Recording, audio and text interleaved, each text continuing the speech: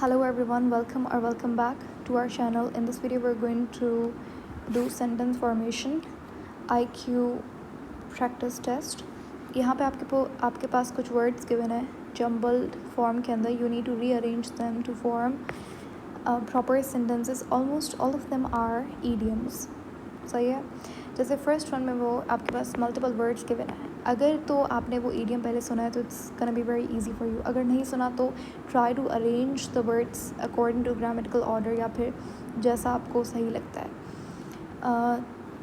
तो यहाँ पर फर्स्ट हमारे पास क्या लगता है, व्हाट डू यू थिंक क्या हो सकता है. अब यहाँ पे गोल्ड एंड ग्लिटर से रिलेटेड कुछ है.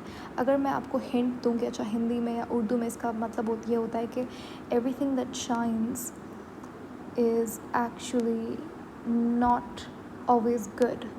ठीक है, या फिर not everything that looks good is actually good. तो यहाँ पर क्या हो जाएगा, all that glitters, यानी कि हर चमकती हुई चीज़ सोना नहीं होती. ठीक है, ये तो आई थिंक बड़ा कॉमन है, सुना होगा आपने. एनीवेज नंबर सेकंड पे चलते हैं. अब यहाँ पर एक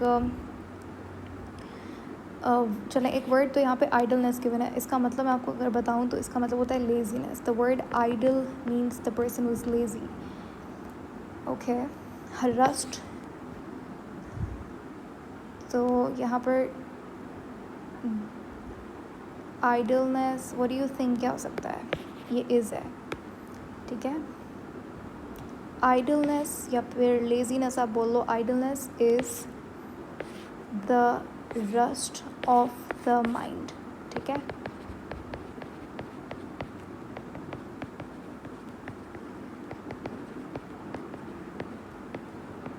इसका मतलब यह है कि if you don't keep your mind active तो जो आपके माइंड की एक्टिवनेस है, शार्पनेस है, वो आहिस्ता आहिस्ता लूज़ होती जाएगी. It will lose it's sharpness.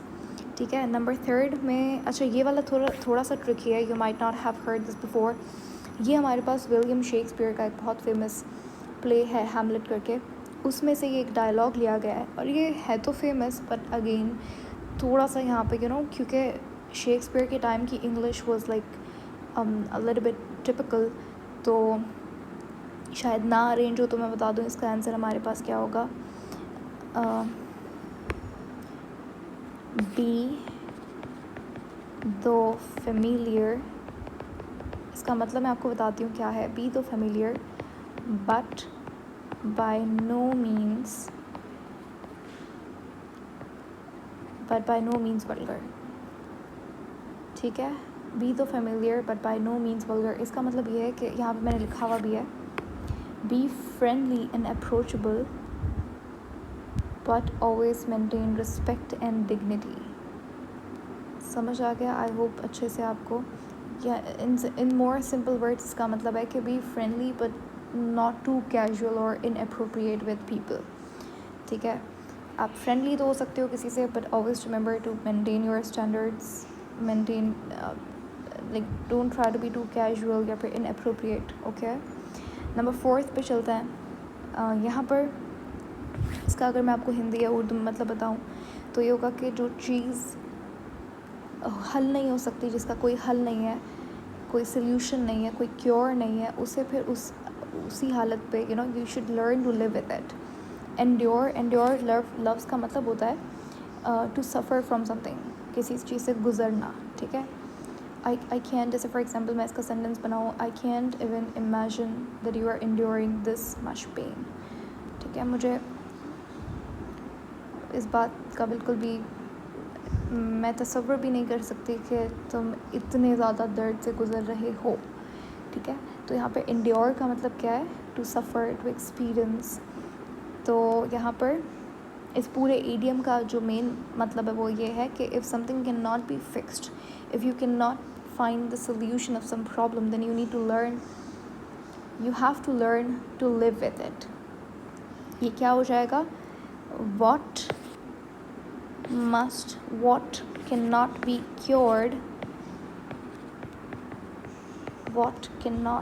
cured, जो चीज़ हल नहीं हो सकती must be endured, यानी कि उसके साथ आपको जीना सीखना होता है. you need to learn to live with it. okay, number 5 में खाली बर्तन ज़्यादा आवाज़ करते हैं, इसका लिटरल मतलब ये है, लेकिन अगर आप इडियामेटिक मीनिंग में जाएं तो इसका मतलब क्या होता है कि पीपल जिनको बड़ी कम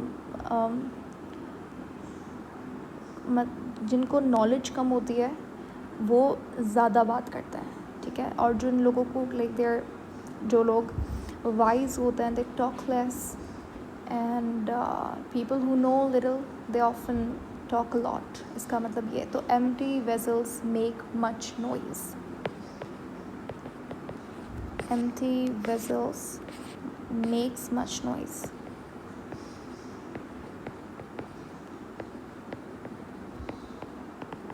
ठीक है, नंबर 6 पे आ जाते हैं। इसका अगर उर्दू में मतलब अपने पाँव उतने फैलाने चाहिए जितनी आपकी चादर हो, यानी कि you must desire things that are in your reach. और मे बी और सिंपल करके बताऊँ तो don't spend more than you can afford, live within your means, you know. तो यहाँ पर क्या होगा, इसका अगर यहाँ पे रीअरेंज करेंगे तो कैसे हो जाएगा, कट, अपने कपड़े को उतना काट, अपने कोट को उतना काटिए जितना लंबा आपका कपड़ा है, अकॉर्डिंग टू ये जितना आपके पास कपड़ा है उतना ही कोट बन सकता है, ठीक है, उतना ही कोट काटना चाहिए। So cut your coat according to your cloth, ठीक हो गया। नंबर 7, कुछ ना करने से कुछ करना बेहतर है। Very simple, I think so far सबसे आसान ये वाला है, ये सबने सुना हुआ भी होगा कि something is better than nothing.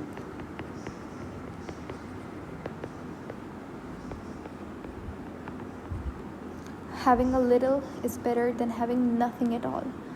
कुछ ना करने से कुछ करना बेहतर है, यानी कि और लफ्ज़ों में अगर आप और सिंपल करके बताओ तो यानी कि आपके पास जितना है उसमें खुश रहो, कुछ ना होने से बेहतर है जो आपके पास है। So be happy with what you have. Number 8, this one again, ये भी बहुत कॉमन फ्रेज़ है। अ फ्रेंड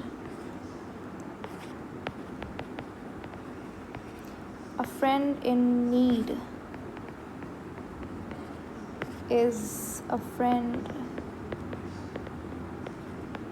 इंडीड, यानी कि जो दोस्त आपको आपके ज़रूरत में काम आए, जो दोस्त आपकी मदद करे वो आपका सच्चा दोस्त है। इंडीड यानी कि रियल या फिर एग्जैक्टली ट्रू, सही है।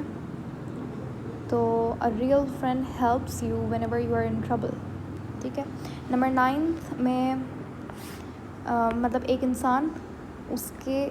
इंसान अपने आसपास बैठे हुए 4 लोगों की कंपनी से पहचाना या फिर जज किया जाता है। So it's important that you choose your company wisely, कैसा ना, you choose your company wisely. तो पीपल जज you by the kind of friends by the kind of friends you have. So must choose your friends wisely. Don't sit with people who try to pull you down. तो ये हो जाएगा a man is known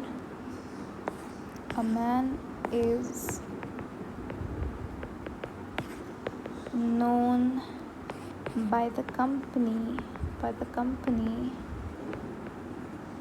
he keeps. Okay, number 10, the last one for this video, it's gonna be क्या हो जाएगा ये। Okay, quarrels का मतलब क्या होता है, पहले तो it's like a heated argument या फिर झगड़ा करना, लड़ना, आर्ग्यूमेंट करना, ठीक है। क्वेरल्स का मतलब होता है क्वारल करना। ओके, तो मतलब इसका अगर मैं बताऊँ पीछे इसके मीनिंग क्या है, मीनिंग ये है कि भाई जिस बंदे को अपना काम पता है that person nose the work. लेकिन अगर एक इंसान है हु इज़ नॉट स्किल्ड, जिसको अपना काम नहीं पता है, वो हमेशा दूसरी चीज़ों पे ही ब्लेम करेगा, विक्ट्री कार्ड खेलेगा हमेशा। तो people who are not good, who are not skilled, they usually blame their tools for their poor performance, ठीक है। अ बैड वर्कमैन, इसका क्या हो जाएगा, अ बैड वर्कमैन यानी कि एन अनस्किल्ड वर्कमैन, काम करने वाला,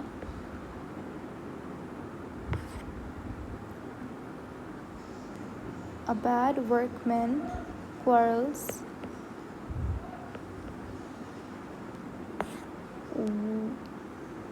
यहाँ पे with नहीं है तो with आएगा, ठीक है, टाइपिंग मिस्टेक है। with his tools. Okay,